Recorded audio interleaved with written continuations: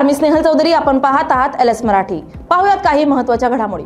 29 महानगरपालिकांच्या सार्वत्रिक निवडणुकांसाठी उद्या मतदान आणि परवा निकाल जाहीर होणार आहे. या दोन्हींचं महाकव्हरेज तुम्हाला दिवसभर LS मराठीवर पाहायला मिळणार आहे. 29 महानगरपालिका आणि 50 रिपोर्टर्सचा थेट ग्राउंड रिपोर्ट.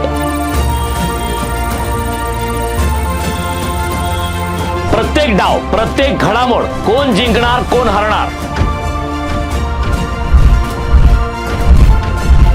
येत्या 15 आणि 16 तारखेला पहा महापालिका निवडणुकांचं महाकव्हरेज. पहा लाईव्ह दिवसभर फक्त LS मराठीवर.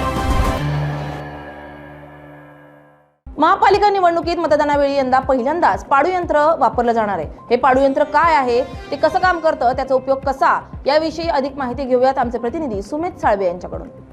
मुंबई महानगरपालिकेच्या अनुषंगानं आता पाडू या ॲपचं लॉन्चिंग करण्यात आलेलं आहे आणि हे ॲप आता तांत्रिक अडचण मतदानामध्ये आली असलं तर त्या संदर्भात या पाडू ॲपचं जे आहे या ॲपच्या संदर्भात तुम्ही माहिती घेऊ शकतात. नेमकं काय आहे ते हे जाणून घेण्यासाठी आपण बघूयात की जे पाडू ॲप आहे ते प्रिंटिंग अलेक्सा डिस्प्ले युनिट असणार आहे.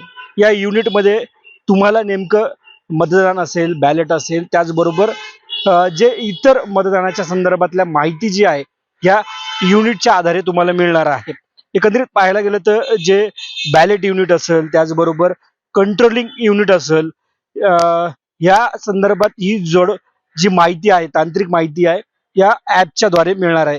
जवळपास मुंबई महानगरपालिकेकडनं 140 पाडू ॲप जे आहेत ते महानगरपालिकेला देण्यात आलेले आहेत.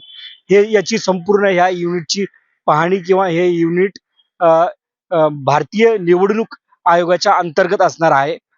ज्या वेळेस आपण मतदानाच्या संदर्भात ECHचं जे ॲप असतं निवडणूक आयोगाचं, याच आयोगाच्या अंतर्गत हे पाडू या जे ॲप्लिकेशन आहे हे ॲप्लिकेशन असणार आहे. एकंदरीत पाहायला गेलं तर याच्यामध्ये तुम्हाला मतदानासंदर्भातली तांत्रिक अडचण असेल, बॅलेटची अडचण असेल, मतमोजणीची अडचण असेल किंवा मतदानच्या संदर्भातली काउंटिंग असेल, या ॲपमध्ये तुम्हाला पाहायला मिळणार आहे. एकंदरीत पाहायला गेलं तर हे जे संपूर्ण ॲप जे आहे, ॲप्लिकेशन जे आहे ते M3 जे निवडणूक आयोगाचं, भारतीय निवडणूक आयोगाचं ॲप असतं, याच अंतर्गत ही संपूर्ण प्रोसेस असते आणि हे नवीन महानगरपालिकेच्या अनुषंगानं ॲप देण्यात आलेलं आहे.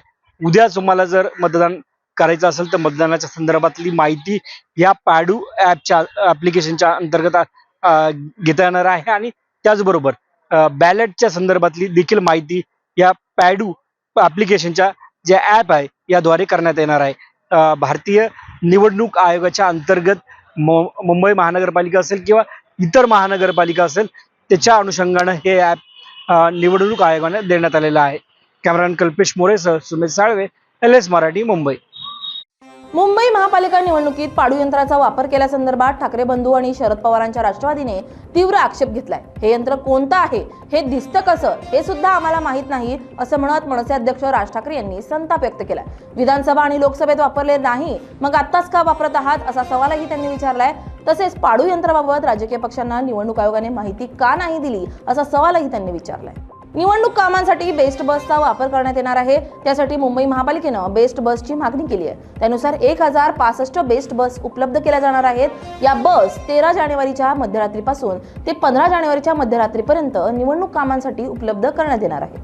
राज ठाकरे आणि उद्धव ठाकरे यांनी सहकुटुंबीय मुंबईच्या मुंबई देवीचं दर्शन घेतलंय.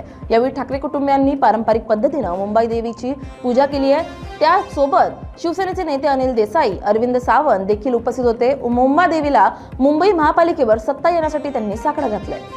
अहिल्यानगरमध्ये मतदानाच्या एक दिवस आधीच राजकीय राडा झालाय. प्रभाग क्रमांक 15 मध्ये पैशांच्या वाटपावरून तसेच भाजप आणि शिंदेच्या शिवसेनेच्या कार्यकर्त्यांमध्ये तुफान हाणामारी झाली आहे. यात 5 जण गंभीर जखमी झाले आहेत. या हाणामारी दरम्यान एका तरुणावर चाकूने वार करण्यात आल्याची माहिती समोर आली आहे. अमरावतीमध्ये महापालिकेच्या 87 जागांसाठी उद्या मतदान पार पडणार आहे. यासाठी महापालिका प्रशासनाने जय्यत तयारी केली आहे. शहरातील विविध मतदान केंद्रांवर आवश्यक सुविधा उपलब्ध करून देण्यात आल्या आहेत. मतदारांमध्ये पर्यावरणविषयी जागरूकता निर्माण व्हावी आणि मतदानाचा अनुभव सकारात्मक ठरावा या उद्देशानं ही संकल्पना राबवण्यात आली आहे. शांततापूर्ण, पारदर्शक आणि सुरक्षित मतदान प्रक्रिया पार पडावी असं आवाहन प्रशासनाकडून करण्यात आले.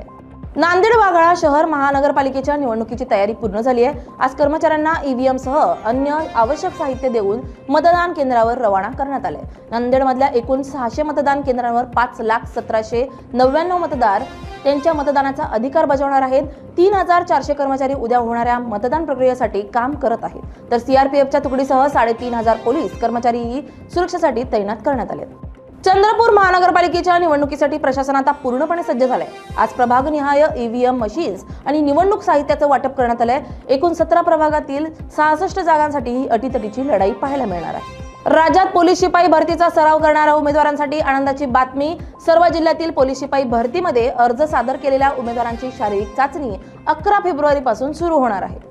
दौंड शहरात शरद पवारांच्या राष्ट्रवादी काँग्रेस पक्षाचे नगरपालिका निवडणुकीतील पराभूत उमेदवारावर भर चौकात कोयता उगारून त्याला बेदम मारहाण करण्यात आली आहे. दौंड नगर परिषद निवडणूक लढवणाऱ्या आफताब सय्यद या उमेदवाराला वैयक्तिक कारणावरून बेदम मारहाण करण्यात आली आहे. हा सगळा प्रकार सीसीटीव्ही मध्ये कैद झालाय. तर पोलिसांकडून अद्याप कारवाई करण्यात आलेली नाही. त्यामुळे दौंड पोलिसांच्या कार्यपद्धतीवर संशय व्यक्त केला जातोय.